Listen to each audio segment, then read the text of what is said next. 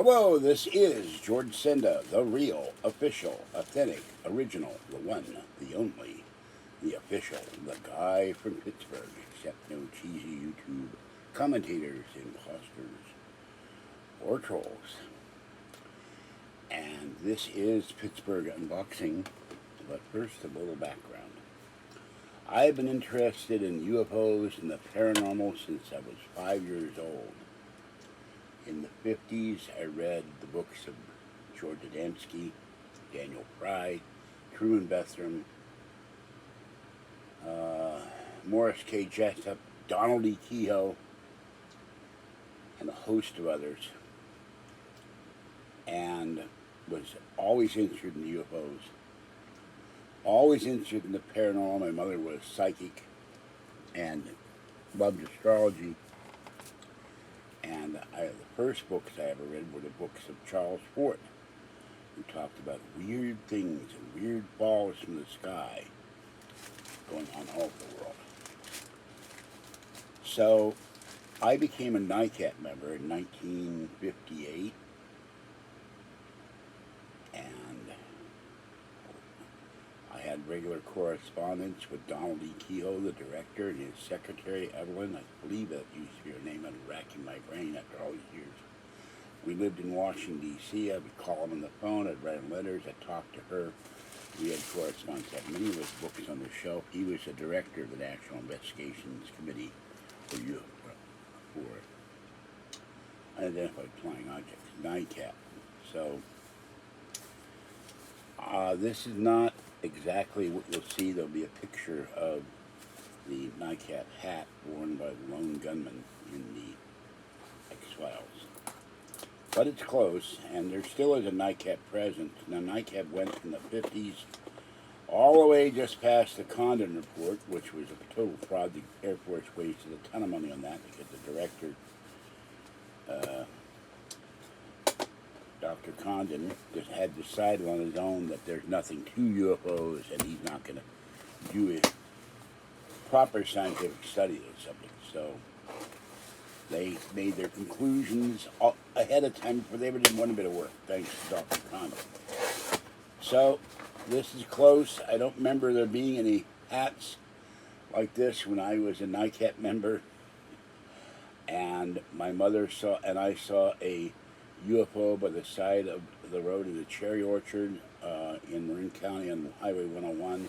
It was on 4 silver legs. It looked like this, and suddenly it shot up from just sitting there, the sun glistening off it. Looked solid silver, and looked like 2 eyeglass lenses put together. I'd say about 30 feet long and about 10 or 15 feet high. And then years later, when I was in the Civil Air Patrol in the Presidio in San Francisco, which was an Army post, 500 of us went into the Sierra Mountains to look for a downed plane. Sheriff's deputies, police, first responders, people with rescue dogs. We never found the plane, but about noon that particular summer day, suddenly above our heads appeared a giant silver UFO about the length of 3 football fields. Well, everybody stopped. It was not triangular. It looked again like the glasses, but it was gigantic. It was, huge. It stopped and sat there for 20 minutes and then took off and disappeared. So I reported both sightings to Project Blue Book and to NICAP. And of course, several years ago, Kathy and I were coming from Walmart here, and she points out she's not into UFOs at all. Out of the window of our Prius, my iPad unfortunately was full of photos. I couldn't do video on it. I don't know if I would have gotten anything anyway. She said, "What's that in the sky?" And I looked, and it was a giant black triangular UFO hovering over the park across the street from us. And then it went, I guess, followed our car, I don't know, went over my building, turned around, went back up the street, made a left turn up the street, past the school administration office, kept going till it hit Court Street, turned left on Court Street, went over the county jail, went over the courthouse and the post office, and suddenly shot up in the air and disappeared.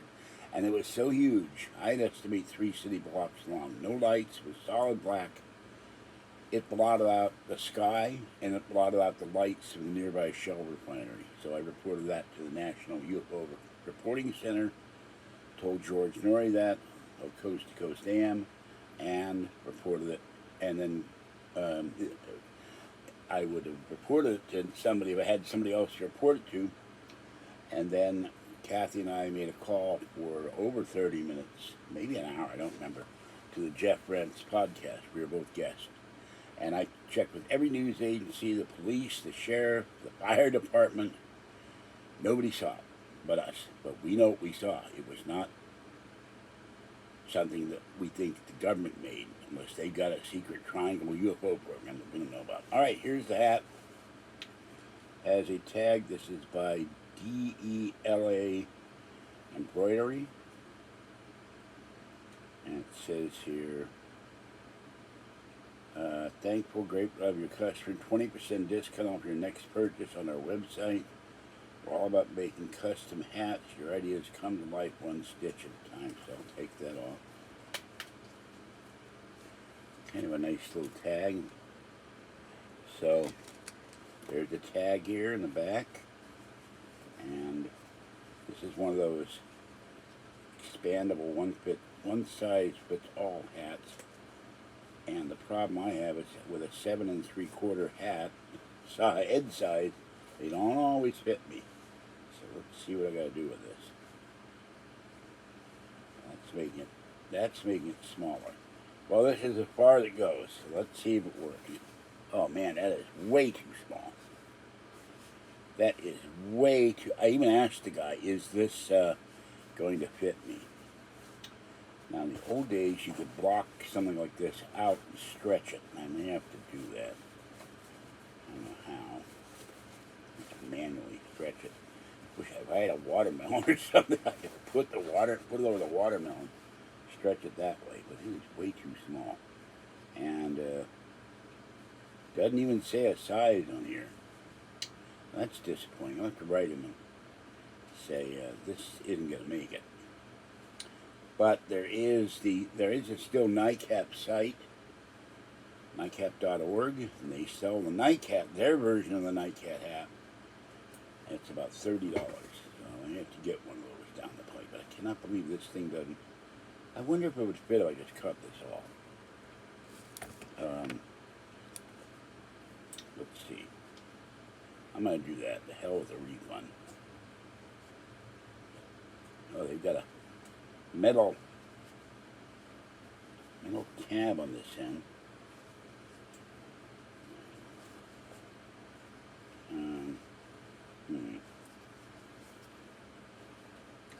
I'll cut this one off. There's a metal tab there.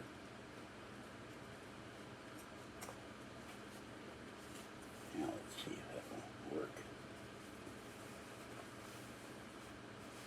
Now it's a little bit looser, but maybe it will stretch in time. It's very disappointing. It's pulling my temples. This is way too small. I tell the guy, cut the tabs off to try to get this to fit. So I don't know if he'll give me a partial refund or not, but you need to tell people this is a small size, not for people with big heads. I waited for this for a long time. Okay, that works. We'll try it. Anyway, there's my hat. Tomorrow will be 5 degrees hotter than today. Today was 89. I'm looking forward to it. I'm going to Kathy's, and then Saturday it's going to be well into the 90s. I'm going to the mall or somewhere. I'm not staying here in Roast. And by the way, I just checked the freezer. It's cold in there, but it's not freezing anything. I put ice trays to see what, I filled the ice trays up to see what that would do. Now, maybe taking all that stuff out of the freezer make it a little colder, but that refrigerator still didn't work. I went and touched the orange juice, little things of orange juice, apple juice. They're not even cold in the refrigerator itself. So that thing is dying. I gotta get rid of it. And for those that talk about why is my place always so messy, it's two big reasons right now: eat and physical injuries to my body. My knees hurt, my back hurts, my shoulders hurt, my hands hurt, my feet hurt. And I picked up the 40-pound box of cat litter. The handle broke on one side of the cardboard box, and I carried it into the bathroom. And after I did that, took the cat litter out of the box, put it in jugs, took a shower. By the time I got that, it was too late to go to court, drop my paperwork off. I'll do that tomorrow. I lied down, my back said, "What the hell are you doing?" It hurt like hell. So I can't always do things like everybody thinks, and nobody ever says, "You know, we're going to come over and help you. We're going to pay to have a maid or a cleaning service come in to help you." All they do is complain.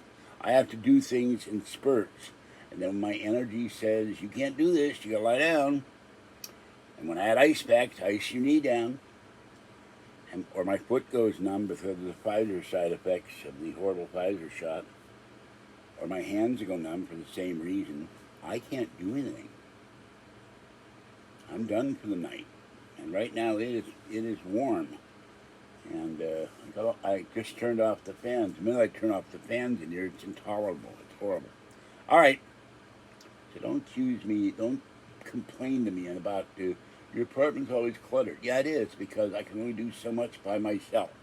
I would need to have Patty come over here on a day when it's cool in the winter or the fall, and we spend the whole day just cleaning. And the hardest place to clean is the kitchen. Somebody painted over the cabinets with white paint and then repainted them. And it's probably got layers of grease from people before I ever moved in here 15 years ago. And that's not going to matter if I win my case this month for more than $10,000. Because I am getting an apartment building.